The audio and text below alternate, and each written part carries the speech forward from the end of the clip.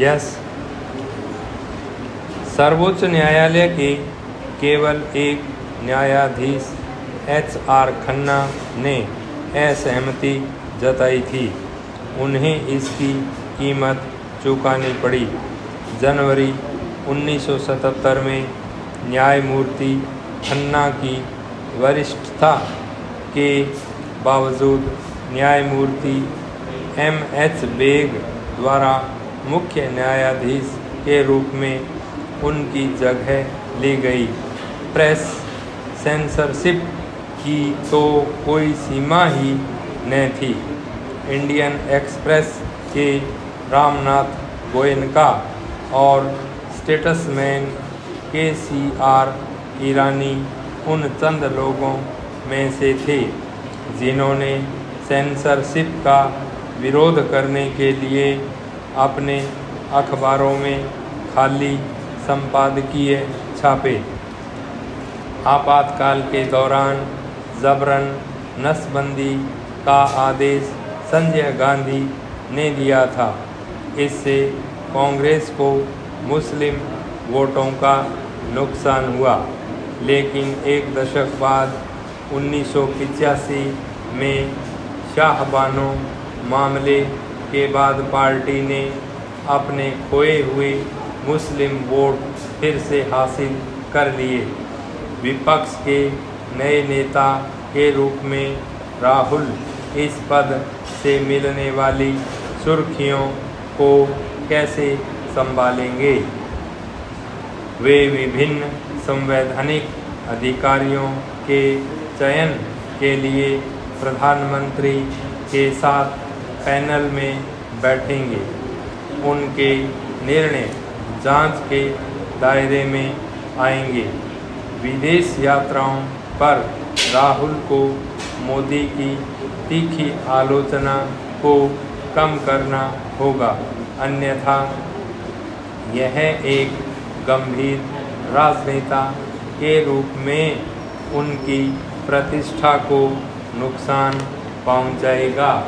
कांग्रेस का कहना है कि मौजूदा NDA सरकार अपना 5 साल का कार्यकाल पूरा नहीं कर पाएगी, लेकिन NDA के 53 सहयोगियों में से किसी के भी पास पार्टी छोड़ने का कोई कारण नहीं है। दो सबसे बड़े दलों TDP और जदयू, जिनके पास 28 सीटें हैं, को अपने राज्यों के लिए धनराशि की ज़रूरत है। केवल मोदी सरकार, जिसका खजाना रिकॉर्ड कर राजस्व और RBI PSU लाभांश से भरा है, इसे प्रदान कर सकती है। मोदी ने अपना पहला कार्यकाल कांग्रेस के नेतृत्व वाली UPA 2 से विरासत में मिली ध्वस्त अर्थव्यवस्था और बैंकों के भारी NPA को साफ करने में बिताया था। उनका दूसरा कार्यकाल कोविड के 2 साल और यूक्रेन और गाज़ा युद्धों से व्यापार में व्यवधान से ग्रस्त रहा, लेकिन तीसरा कार्यकाल एक स्पष्ट रनवे का वादा करता है। अर्थव्यवस्था 8% प्रति वर्ष की दर से स्थायी रूप से बढ़ रही है। राजकोषीय घाटा नियंत्रण में है।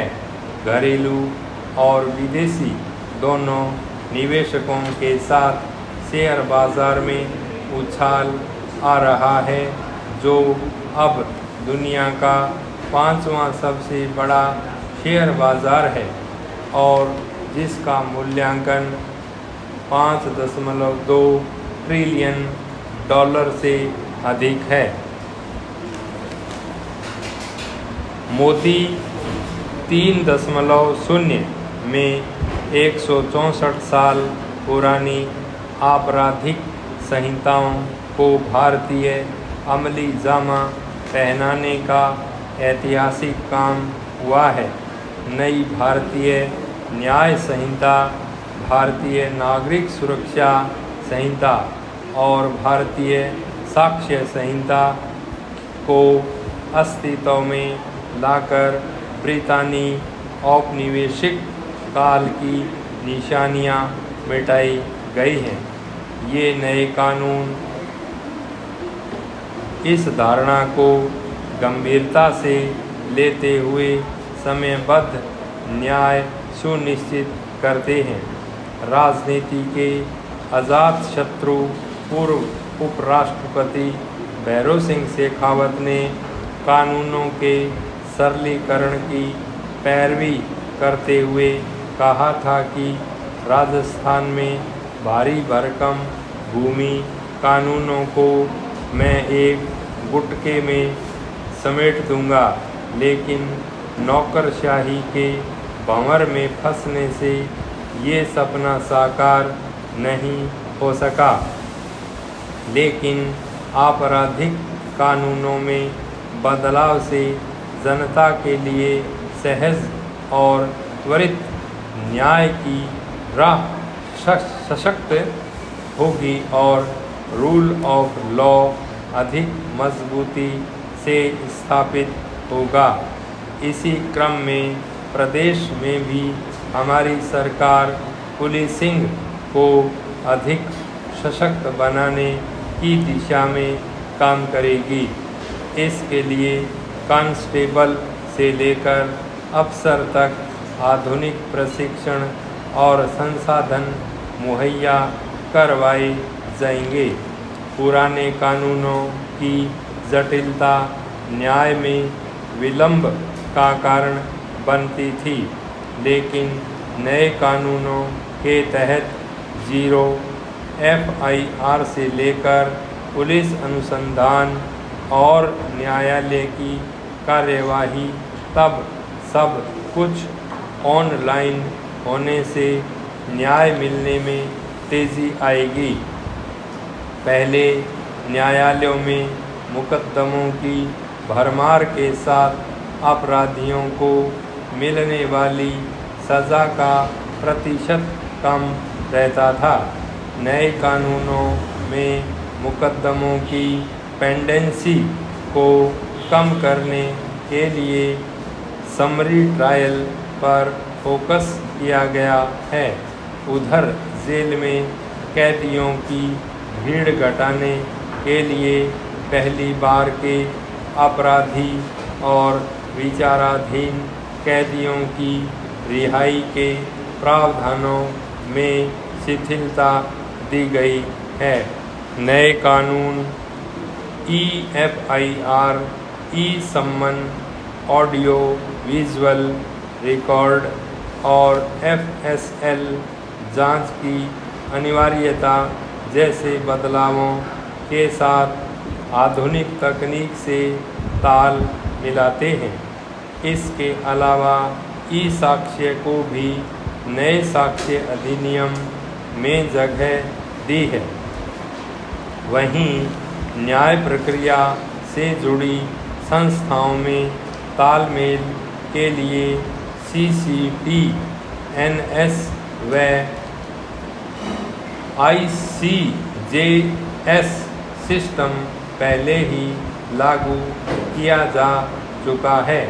चालान भी इलेक्ट्रॉनिक माध्यम से पेश किए जा सकेंगे। देश से बाहर हुए अपराधों में साक्ष्य ई-फॉर्मेट में पेश किया जा सकेगा। भारी भरकम रिकॉर्ड को ई-माध्यम से सौंपा जा सकेगा। अभियुक्त को भी आरोप ऑडियो विजुअल माध्यम से सुनाए जा सकेंगे। Digital record server, log, laptop, phone आदि के रिकॉर्ड भी साक्ष्य में शामिल होंगे। आधुनिक तकनीक के इस्तेमाल से पुलिस और न्यायिक प्रक्रिया में पारदर्शिता आएगी। भाई स्टॉप।